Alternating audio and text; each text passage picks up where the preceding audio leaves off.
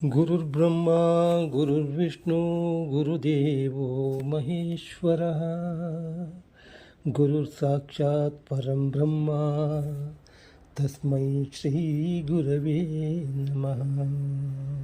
ಓಂ ಶಂ ಶನೇಶ್ವರಾಯ ನಮಃ. ನೋಡಿ, ಇವತ್ತಿನ ನನ್ನ ವಿಚಾರ ಮೀನರಾಶಿಯವರ ಶನಿಯ ಪ್ರಭಾವ ಹೇಗಿರುತ್ತದೆ, ಶನಿಯ ಒಂದು ಹಿಮ್ಮುಖ ಸಂಚಾರ ಈ ರಾಶಿಯವರಿಗೆ ಹೇಗಿರುತ್ತದೆ ಅನ್ನೋ ವಿಚಾರವನ್ನು ನೀವೀಗ ತಿಳಿದುಕೊಳ್ತಾ ಇದ್ದೀರಾ. ಅದಕ್ಕಿಂತ ಮುಂಚೆ ಈ ಒಂದು ನನ್ನ ಚಾನಲನ್ನು ಸಬ್ಸ್ಕ್ರೈಬ್ ಮಾಡದೇ ಇದ್ದವರು ಖಂಡಿತವಾಗಲೂ ಸಬ್ಸ್ಕ್ರೈಬ್ ಮಾಡೋದನ್ನು ಮರಿಬೇಡಿ. ಹಿಮ್ಮುಖ ಸಂಚಾರದ ಒಂದು ಕೆಲವು ವಿಚಾರಗಳನ್ನು ತಪ್ಪದೇ ಈ ರಾಶಿಯವರು ನೋಡಿ, ಇದನ್ನು ಅಳವಡಿಸಿಕೊಳ್ಳಿ. ಜುಲೈ 13ರಿಂದ ಶನಿಯ ಒಂದು ಹಿಮ್ಮುಖ ಸಂಚಾರ ಇಲ್ಲಿ ಪ್ರಾರಂಭವಾಗ್ತಾ ಇದೆ. ಸೊ ಇದೆಲ್ಲ ನಿಮಗೆ ಗೊತ್ತಿರಲಿ. ಈಗ ನಿಮ್ಮ ರಾಶಿಯಲ್ಲಿ ಸದ್ಯಕ್ಕೆ ಶನಿ ಸಂಚಾರ ಮಾಡ್ತಾ ಇದ್ದಾರೆ. ಅದು ಸಡೆಸಾತಿಯ ಒಂದು ಮಟ್ಟದಲ್ಲಿ ನೀವು ಇದ್ದೀರಾ. ಹೆಚ್ಚು ಕಮ್ಮಿ ಈ ಒಂದು ಹಿಮ್ಮುಖ ಸಂಚಾರವು 130 ದಿನಗಳವರೆಗೆ ಆಗಿರುತ್ತದೆ. ಇದರಿಂದ ಕೆಲವು ಬದಲಾವಣೆಯನ್ನು ಈ ರಾಶಿಯವರು ಗಮನಿಸಬಹುದು. ಅದು ಹೇಗೆಂದರೆ, ಈ ರಾಶಿಯವರಿಗೆ ಶನಿಯ ಪ್ರಭಾವ ಸಾಕಷ್ಟು ಮಾರ್ಚ್ 29ರ ನಂತರ ತಕ್ಕಮಟ್ಟಿನ ಕಾರ್ಯದಕ್ಷತೆಯನ್ನು ಹೆಚ್ಚಿಸುತ್ತಾ ಬಂದಿದೆ.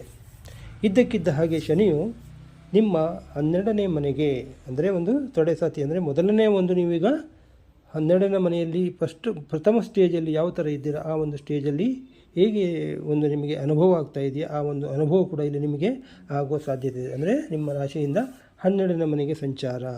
ಸೊ ಈ ಒಂದು ಸಂಚಾರಕ್ಕಿಂತ ನಮ್ಮ ಹಿಮ್ಮುಖ ಚಲನೆ, ಅಂದರೆ ಒಂದು ಮುಂದೆ ಹೇಗೆ ನೋಡ್ತಾ ಇದ್ದಾನೆ ಹಾಗೆ ಹಿಂದೆನೂ ಕೂಡ ಇಲ್ಲಿ ನೋಡ್ತಾ ಇದ್ದಾನೆ. ಹಿಮ್ಮುಖ ಸಂಚಾರದಿಂದ ಕೆಲವು ಸಲ ಲಾಭವೂ ಕೂಡ ಆಗ್ಬೋದು. ಏಕೆಂದರೆ ಕಾಲಪುರುಷನ 11ನೇ ಒಂದು ಮನೆಯಾಗಿರುತ್ತದೆ, ಹಾಗೂ ಇದೊಂದು ಲಾಭಸ್ಥಾನ ಅಂತಲೇ ಕರೀತಾರೆ, ಅಥವಾ ಇಷ್ಟಾರ್ಥ ಸಿದ್ಧಿ ಅಂತ ಕರಿಬಹುದು. ಹಾಗೆ ಈ ಒಂದು 12ನೇ ಮನೆ ನಿಮಗೆ 12ನೇ ಮನೆ ಹಾಗೂ ಲಾಭಸ್ಥಾನ ಕೂಡ ಆಗಿರೋದರಿಂದ ಅದು ಸ್ವಲ್ಪ ಮಟ್ಟಿನ ಲಾಭವನ್ನು ಕೂಡ ನಿಮಗೆ ಕೆಲವು ಸಲ ತಂದು ಕೊಡಬಹುದು.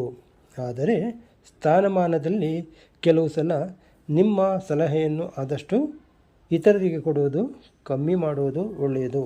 ಬಾಸ್ಗಳ ಹತ್ರ ಎಷ್ಟು ಬೇಕೋ ಅಷ್ಟು ಇರಿ. ನಿಮ್ಮ ಹಿರಿಯ ಆಫೀಸರ್ ಹತ್ರ ಯಾವ ರೀತಿ ಇರಬೇಕೋ ಆ ರೀತಿ ಇರಿ. ನಿಮ್ಮ ಸಲಹೆ ಸೂಚನೆಗಳು ಕೊಟ್ಟರೆ ಕೂಡ ಅದಕ್ಕೆ ಅಷ್ಟೊಂದು ವ್ಯಾಲ್ಯೂ ಇರಲಿಕ್ಕೆ ಸಾಧ್ಯತೆ ಇಲ್ಲ. ಇನ್ನು ಕೆಲವರಿಗೆ, ಅದರಲ್ಲೂ ಯುವಕ ಯುವತಿಯರಿಗೆ, ತಮ್ಮ ಕಾರ್ಯಕ್ಷೇತ್ರದಲ್ಲಿ ತಾವು ಮಾಡುತ್ತಿರುವ ಉದ್ಯೋಗದಲ್ಲಿ ಸಹ ಸ್ವಲ್ಪ ಬದಲಾವಣೆ ಅಥವಾ ಮಾನಸಿಕ ನೆಮ್ಮದಿಯತ್ತ ಗಮನ ಹರಿಸಬೇಕಾಗಿ ಬರಬಹುದು. ಅದು ನೀವು ಮಾಡುತ್ತಿರುವ ವ್ಯವಹಾರದಲ್ಲಾಗಿರಬಹುದು, ಉದ್ಯೋಗದಲ್ಲಾಗಿರಬಹುದು. ಚಾಲೆಂಜಿಂಗ್ ಅಥವಾ ಅದು ಒಂದು ಸವಾಲಿನದ್ದು ಆಗಿರುತ್ತದೆ. ಆಮೇಲೆ ನಿಮ್ಮ ಎಡಗಣ್ಣಿಗೆ ಸಂಬಂಧಪಟ್ಟ ವಿಚಾರದಲ್ಲಿ ಸ್ವಲ್ಪ ಜಾಗೃತಿಯನ್ನು ತೆಗೆದುಕೊಳ್ಳಬೇಕಾಗಿ ಬರಬಹುದು. ಹಾಗೂ ಯಾವುದೇ ವಿಚಾರದಲ್ಲಿ ಹೆಚ್ಚು ಅವಸರ ಪಡದೆ ನೀವು ಅಂದುಕೊಂಡ ಕಾರ್ಯಗಳು ಸಮಯಕ್ಕೆ ಸರಿಯಾಗಿ ನಿಗದಿತ ಸಮಯದಲ್ಲಿ ನಡೆಯಲು ಸ್ವಲ್ಪ ವಿಳಂಬವಾಗಬಹುದು. ಇದನ್ನು ಆದಷ್ಟು ಮಟ್ಟಿಗೆ ನೀವು ತಪ್ಪಿಸಿಕೊಳ್ಳುವುದು ಒಳ್ಳೆಯದು. ಉತ್ತಮ ಆಹಾರ, ಸಮಯಕ್ಕೆ ಸರಿಯಾಗಿ ಆಹಾರ ಹಾಗೂ ಮಾನಸಿಕ, ಶಾರೀರಿಕ ಹಾಗೂ ಸ್ವಚ್ಛವಾದ ಉಡುಗೆಗಳನ್ನು ಧರಿಸುವುದು ಉತ್ತಮ. ಆರ್ಥಿಕವಾಗಿ ಹೆಚ್ಚಿಗೆ ಯಾವುದೇ ವಿಚಾರದಲ್ಲೂ ಅಥವಾ ಯಾರೊಬ್ಬರಿಗಾದರೂ ಜಾಮೀನು ಕೊಡುವ ವಿಚಾರದಲ್ಲಿ ಆತುರದ ನಿರ್ಧಾರ ಬೇಡ.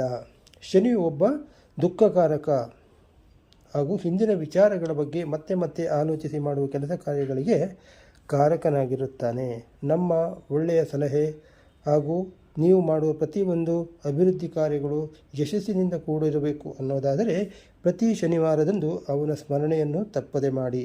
ಹಾಗೂ ಶನಿವಾರದಂದು ಕರಿ ಎಳ್ಳು ಹಾಗೂ ಎಳ್ಳೆಣ್ಣೆಯನ್ನು ದಾನ ಮಾಡುವುದರಿಂದ ಸಾಕಷ್ಟು ಉತ್ತಮ ಪರಿಣಾಮಗಳು ಈ ರಾಶಿಯವರಿಗೆ ಸಿಗಲಿವೆ. ಹಾಗೂ ನಿಯಮಿತವಾಗಿ ಆದಷ್ಟು ದಿನಾಲೂ ಹನುಮಾನ್ ಚಾಲೀಸವನ್ನು ಪಠಿಸಿದರೆ ನಿಮ್ಮ ರಕ್ಷಣೆ ಹಾಗೂ ಸ್ಥಿರತೆಯನ್ನು ಕಾಪಾಡಿಕೊಳ್ಳಬಹುದು. ಇವಿಷ್ಟು ವಿಚಾರಗಳನ್ನು ಶನಿಯ ಒಂದು ಹಿಮ್ಮುಖ ಸಂಚಾರ ಚಲನೆಯಿಂದ ನನಗೆ ಇಲ್ಲಿ ಕಂಡು ಬಂದಿದೆ. ಸೊ ಈ ಒಂದು ವಿಡಿಯೋ ನಿಮಗೆ ಇಷ್ಟ ಆಯಿತು ಅಂತಂದರೆ ಒಂದು ಲೈಕ್ ಕೊಡಿ, ಹಾಗೂ ನಿಮ್ಮ ಫ್ರೆಂಡ್ಸ್ ಜೊತೆ ಶೇರ್ ಸಹ ಮಾಡಿ. ಸಹನಾಭವತು ಸಹನೌ ಭುನಕ್ತು ಸಹ ವೀರ್ಯಂ ಕರವಾವಹೈ ತೇಜಸ್ವಿನಾವಧೀತಮಸ್ತು ಮಾ ವಿದ್ವಿಷಾವಹೈ. ಓಂ ಶಾಂತಿ ಶಾಂತಿ ಶಾಂತಿ. ಎಲ್ಲರಿಗೂ ಶುಭವಾಗಲಿ.